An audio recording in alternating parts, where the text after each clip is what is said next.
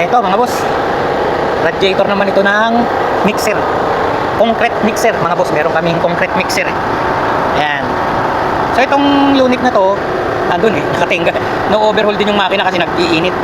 So pina-check na rin sa akin tong radiator. Ang gagawin ko muna is tanggalin muna itong sprout nya, tsaka ite-testing natin.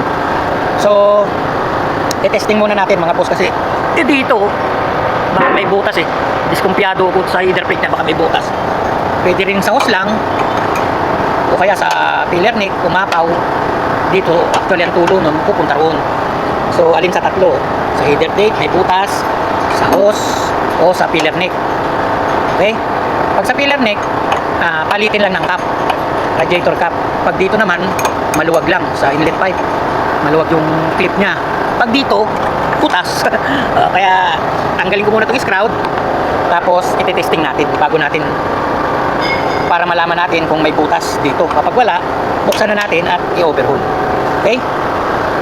Tanggalin natin header plate, yung scrout.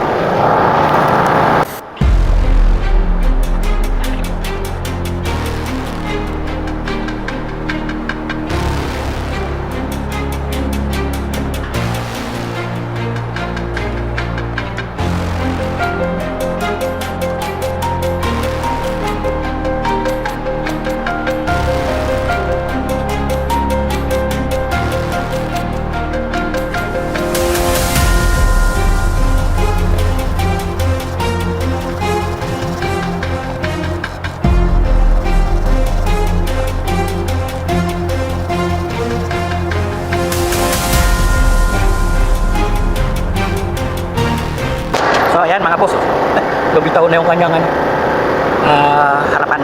So testing natin mga boss.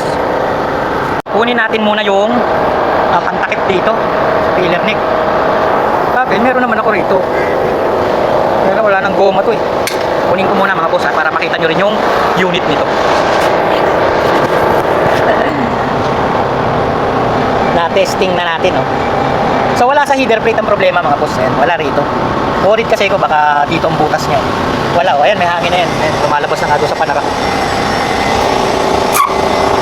Sa dito sa radiator cap niya. Ayan. Umaapaw dyan. Siyempre babagsak dito, tutulog dyan. Oh. Kaya palitin lang ng radiator cap. Sira na yung radiator cap niya. Dito nga yun. Ito yung radiator cap niya na kinuha ko doon sa unit. Ayan. Eh sira na, hindi na nga pumapasok yung hangin dahil palitin na talaga. So papalitan na nila to. Sasuggest natin na palitan na bago pag kinuha na nila yan. So ngayon, yung overheat ng makina, check natin yung loob, baka marumi rin. Okay? Pero kulan yung gamit nila eh, nag-green nga yung tubig yun. Meaning kulan yung nakalagay dito. Pag kulan kasi mga boss ang ginamit nyo, hindi masyadong madumi yung tubo niya, hindi magdudumi. Kasi malinis yung kulan eh, at saka may anti-rust yun eh, yung sa kalawang. So, pero titingnan pa rin natin. Bubuksan natin itong itaas. Okay? Pinakita ko lang sa inyo yung walang butas yung header plate. Okay, so ngayon mga boss, buksan na natin ito. Buksan na natin itong upper tank nya. Okay? Gamit tayo ng 12mm na 12mm yung kanyang bolt. So bubuksan natin dito sa upper para malaman natin kung barado yung mga tubo niya. Okay?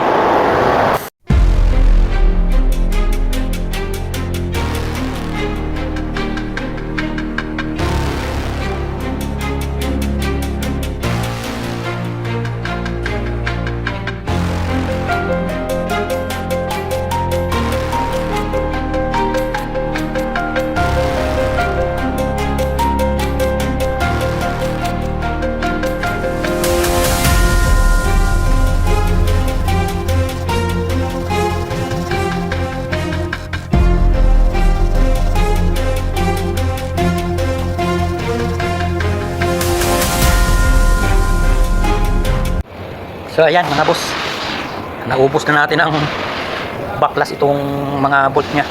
Aangatin na natin. Tigas yun. Matigas mga boss. Wala.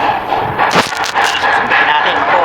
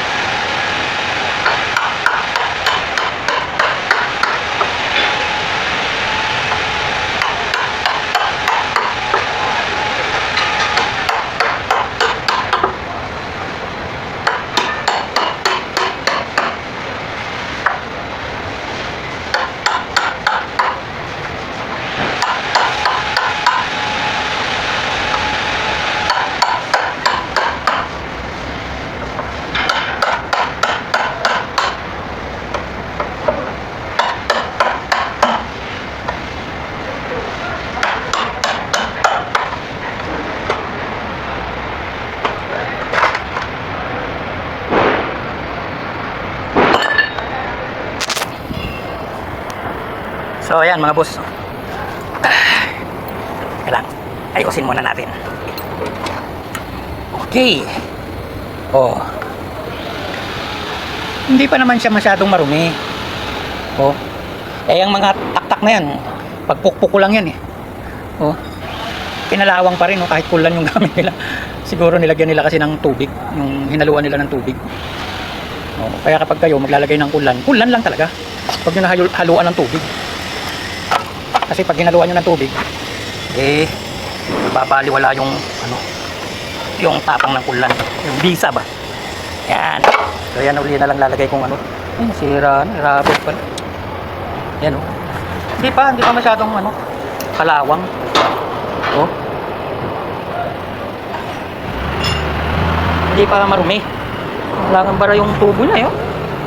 So ibang problema ng makina kung bakit nag-iinit, hindi sa radiator mga boss. Kasi okay yung radiator niya, yun. Oh, okay. So itong mga kalawang na yan, nakakapit yan doon sa tangke. Kung hindi ko pinukpok kanina, kita nyo, itong area na to yung pinukpok ko, ito yung marami. Hindi, ginanon ko pala eh. Ito pala yung pinukpok kong area, yung mga bakas.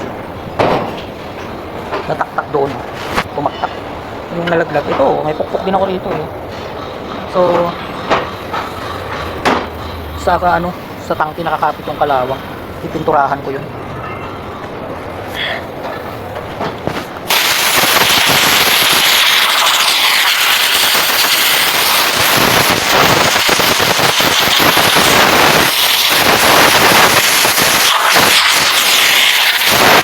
So okay na, kakapitin natin na yung mga boss. Testing ko lang isa-isa para kung may bara yung low, eh baklas na rin siya eh. Isa-isahin ko na, overhaulin ko na. Update ko na lang kayo mga boss. Siya mga boss oh. Nilagyan ko lang yan ng ng tubig na may asido. Ayan. Kaya namuti na siya kaagad. Bumalik yung pagka-aluminum na kulay niya, o lumabas yung pagka-aluminum na kulay niya gawa nung tubig na may asido. Same time yung cooling niya kanina, dumi, di ba? So ganun din, sinapuyan ko lang ng tubig na may asido yan. Kaya binababad ko ngayon para maalis yung asido sa loob. Ayan. So mamaya, ibabalik na natin yung tangke niya mga boss, kasi wala naman ako nakitang problema dito sa radiator. Hindi sa radiator ang dahilan kung bakit umiinit yung makina ng mixer na yon. Kaya since na bukas na o since na napaklas na nila, eh in-overhaul ko na. Nang sa ganun eh ma-check na rin pati. Okay? So update ko kayo mga boss sa pagkakabit ng tangke. Ibababad-babad ko lang muna. So ito na yung update mga boss nung radiator ng mixer. Ayan, naibalik ko na po yung kanyang upper tank at saka yung screw niya. Ayan. Awa ng Diyos, wala na naman siyang butas. Nakuha natin ng perfect sa pagkakabit natin uli. Ayan, ilagyan ko ng silicone. Okay na mga boss. Ang problema na lang ito, yung takip. Sasabihan ko na lang yung tawag dito, yung mekaniko na mag-request ng bagong takip. Okay? So, ganun lang mga boss. At kukunin na rin yan nila para i-assemble doon sa unit. Okay? So, maraming salamat sa makakapanood.